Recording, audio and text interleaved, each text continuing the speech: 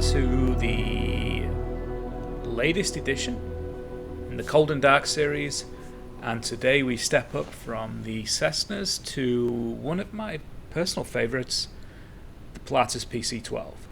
So you guys know the rules of the game: no keyboard, no mouse. I'm going to be using a handful of other peripherals to get everything done, and then I'll walk you guys through significant challenges I had doing the mapping, etc., where things were perhaps a little more difficult or less intuitive than I expected. But what are we actually using today? Basically the same stack. So we got the Honeycomb Alpha yoke, we got the Honeycomb Bravo throttle system, we have the Tobii eye tracker, which is used for maneuvering the in-game camera. I have the VSD Stream Dock, or essentially a Stream Deck-like device. And finally, we are using the Xbox controller, and again, that is just for moving the pilot around the exterior of the aircraft in that very initial stage of getting started. So without further ado, let's jump in. The first thing I always have mapped on the Stream Deck is the reset button for the Tobii eye tracker, so that if I happen to find the character's head floating several inches behind the virtual, if I happen to have the camera floating behind the virtual character's head and you get that nightmare fuel, I can quickly deal with it. But here's our PC-12 in a field. So, 3 things to do before we jump into the aircraft. First, we've got to remove the engine covers. Next, we've got the chocks. Off they go. And finally, our friend the pitot cover. Next, we jump into the aircraft. You can do that with the quick and easy binding on the Xbox controller. For instance, left button and B will do it. But we can also just go ahead and mash the door handle. Whoops, just try and click it. There we go. And that will jump us in the aircraft. Controller down. We don't need this anymore. I'm going to mash reset on the head tracker again to get us homed next to our co-pilot. Alright, head position looks good. Okay, I got my checklist here, so if I'm looking down, that's what I'm looking at. Before starting the engines, what do we need to do? First things first, we've got to get our parking brake on. We don't want to roll away when we get the engine started. So parking brake goes on. This is mapped as it seems to be by default. I've just kind of gravitated to that. It's the 6th button from left to right on the control on the Bravo. Next up, we want to make sure our landing gear is down before we start the engine, otherwise we get a bunch of warnings. Mine is down. That's on the Bravo throttle quadrant as well. Now we're going to go through the process of starting the avionics. Now, unlike the Cessna, where everything's kind of happens right here in front of us, the PC-12, there's a lot of stuff on the ceiling here. So first thing we're going to do is start our batteries. This is the 2nd red button on the Alpha, and when we click that, we'll see those 2 battery switches. I bound both the battery switches to a single button, so you click those, both the batteries come on. Next up, we are going to start the avionics master 1 and 2, and these map to I should have been looking at them. So the avionics master 1 and 2 map to the 2 white buttons on the Alpha, and turn those 2 switches accordingly. Okay, this brings up the pilot avionics here on the left hand screen. So in a minute that will come online, and we will be able to use that to monitor the engine startup as we're going. But while it also comes up, we can quickly check our fuel. This is free flight mode, so without messing with the fuel, you start with half a tank, so we can see that both our tanks are filled to both left and right are 50% full.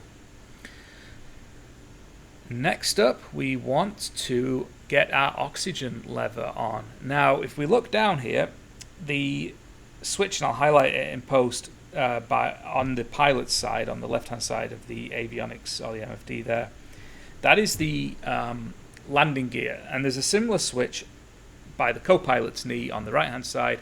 That isn't a second landing gear switch. That's the oxygen.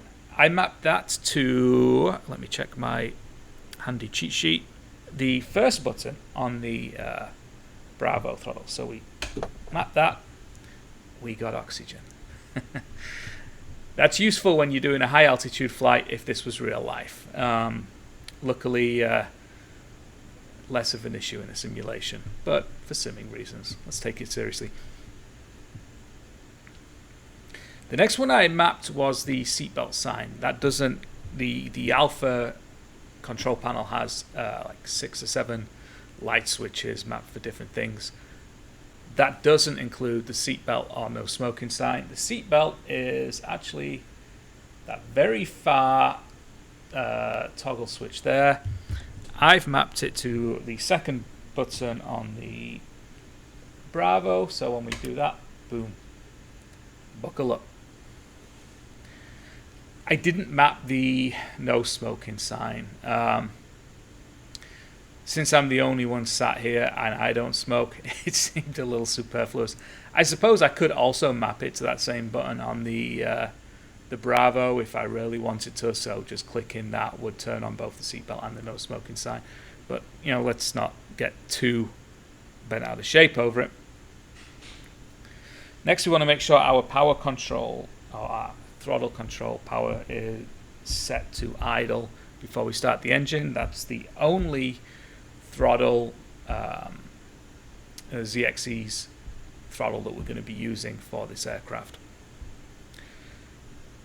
Next, it says to turn our beacon lights on. Mine, I'm sorry, I apologize, I don't have the light coming this way, so I can barely see the text.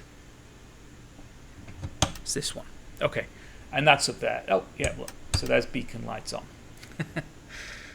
This actually would be easier with a mouse, wouldn't it? Or I shouldn't film these at night when I got a light shining on me and I can't see what I'm doing. On with the show. Next up, we go to starting the engine. So the first thing we want to do is check for any alerts on our system. The only alerts we currently have are expected based on the fact that we're running off of batteries and we don't have any generator running. The onboard generator isn't running, the engine isn't running, so it's giving us errors for that. But we can fix all of that when we turn the engine master on. Now, the way that you start this in the game is you hit that button there, I'll highlight it, that says run, and then you push and hold the starter button, and that's the process for getting the starter of the engine going. That doesn't map to the sort of magneto switch that the Cessnas used, but I kind of hate that because, like, if that's how I'm going to start a bunch of aircraft, I want that to be how I start all the aircraft. So I've actually mapped it to different phases of the magneto switch, which has like 5 different states, so that as I cycle through them I can potentially start it. So basically my first click will do nothing, the second click will put the engine in run mode, and the third click will hit the starter switch and hopefully get the engine starting. So let's do that. You'll probably hear the clicks as I go, so I'll do them reasonably slowly, but we'll do 3 total clicks. 1 does nothing, 2 starts us into run mode, 3 starts a starter. You don't see anything happening, but as we now go down and watch, we can see the panels, and again I'll highlight these so you can see what I'm looking at. You see the engine starting up, and then in a minute the propeller's going to start to turn. There it goes. So that's the engine starting up. Now there's a series of checks that are done here where we make sure that things like oil pressure normalize. And you can see that going up now. And we are basically in good shape. So the last thing we want to do is get our generators on. Those are the sort of middle switches there. I have them both mapped to the first red button on the Alpha. We click them. That brings up the rest of the avionics so that everything's running. And right now we look at our alert section, the CAS section of the MFD, and we are in good shape. At this point, we would be in a pretty good place to start getting clearances, doing the next phase, which is the things we need to do before we taxi, such as checking pressurization settings for the upcoming flight, making sure our trim's set, and getting the flaps in position. I'm not going to do that now because this is really focused right now on, or what I'm focusing on right now is just getting the engine up to that pre-taxi state. I'll probably do a video on at least one of the aircraft where I go through the whole of the rest of the procedure. No keyboard, no mouse, but just for now and consistency, we'll keep this where we're at. And that basically sums up a quick cold and dark on the Pilatus PC-12. Now, I'm going to turn the head tracker off for a second so that it doesn't wobble around, because anything else I need to do I will do with the mouse to show what I'm talking about. But actually there isn't a whole lot left. One thing I haven't talked about that I have mapped to the VSD, and I've started doing this on all my aircraft, is the VSD Stream Dock has 3 dials which we can turn. Those would be great fits for something like the autopilot, but since I have that functionality in the Bravo throttle, what I've done with the top dial is I've mapped it to the altimeter. So as we get the altimeter changes, or we go above the threshold where you can set it, I can use this to dial that in, and I don't have to mess around with the on-screen parameter switching. So if we, for instance, look right now, it's set to 29.92, and we can see if I start moving this switch, setting it up into the 30.1s, and the altitude changing accordingly. Obviously we'll put that back. I said it, so we'll click in, we'll put it back down to 29.92, which right here is obviously very, very close to sea level. I have mapped a couple of other buttons onto the VSD Stream Deck. Specifically, one that isn't covered by the autopilot that is useful to have is the yaw damper. So if I set the yaw damper on, we can see that light turns on the autopilot panel there, same as if I turn it off. I'll highlight that and you can see me turning it on and off a couple of times. That's just nice to have for long flights and for stabilization. The unfortunate thing about this aircraft that I will say is that this is another aircraft where a ton of the functionality is not exposed nicely through the default settings in the game. So I've had to map so many things through SPAD.next, which is my preferred piece of software for managing mapping these functions. I will go through and highlight the different elements I set and what I set them to in the description. Essentially, I had to map all of the controls for the starter, so starting the engine up and off with the magneto switch on the Alpha. That all had to be done, and a lot of the switches that I've mapped on the Bravo were to functions that didn't map cleanly through the settings. The VSD Stream Dock is great for having extra ways to map, like single buttons to key bindings, to have that do stuff, but it doesn't work with SPAD.next. SPAD.next seems to be focused entirely on specific gaming peripherals, whereas the VSD is essentially a keyboard as far as Windows is concerned, and that doesn't allow me to route those key presses through. So for now, basically the Stream Deck or Stream Dock is reserved for anything that I can map through with simple button presses and bindings in the game.